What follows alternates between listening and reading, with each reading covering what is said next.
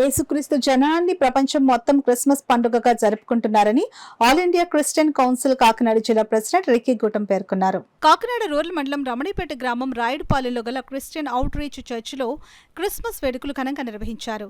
Church senior pastor MS Williams ఆధ్వర్యంలో జరిగిన Christmas ఆరాధనలో ఏఐసిసి ప్రెసిడెంట్ రిక్కీ గూటం ముఖ్య అతిథిగా పాల్గొన్నారు.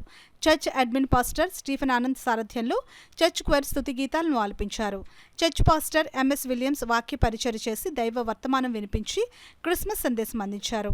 ఆరాధనలో పాల్గొన్న ప్రతి ఒక్కరికి క్రిస్మస్ శుభాకాంక్షలు తెలియజేశారు. కార్యక్రమంలో భాగంగా పేదలకు నూతన వస్త్రాలు, దుప్పట్లు పంపిణీ చేశారు.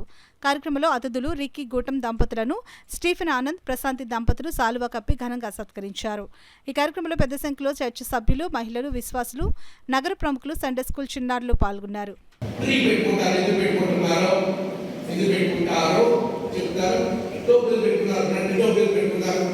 చాలా మంది కూర్చున్నాడు. ఈ పేరు ఏంటి? తాతగారి పేరు ఏమంటారు సార్?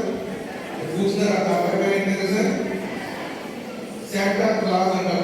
మనం తీసుకున్నాం క్రిస్మస్ తాతగారు తెలుసుకున్నాం. ఆయన పేరు కాదు, యాక్చువల్లీ ఆయన పేరు సెయింట్ నికోలస్. వారి గురించి మనం ధ్యానించుకుందాం. ఇంకా సెయింట్ నికోలస్ ఏం చేశాడు? మనం రెడ్ డ్రెస్ చేసుకుంటాము, సాంప్రదాయంగా టోపీ పెట్టుకుంటాము, సాంప్రదాయంగా ఒక స్టార్ పెట్టుకుంటాము.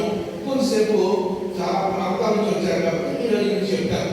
ఆయన ఆశ్చర్యకరుడు అని ఆలోచన కనుక ఆయన పేరు, ఆయన బలవంతుడైన దేవుడని కూడా పేరట, ఆయనకి నిత్యుడైన తండ్రి పేరట, ఆయన సమాధానము చేసే అధిపతి అని ఆయన పేరట.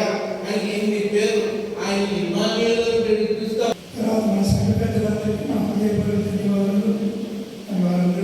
సహాయకంగా సంఘం ముందుకు తోడ్పడుతున్నారు. వారు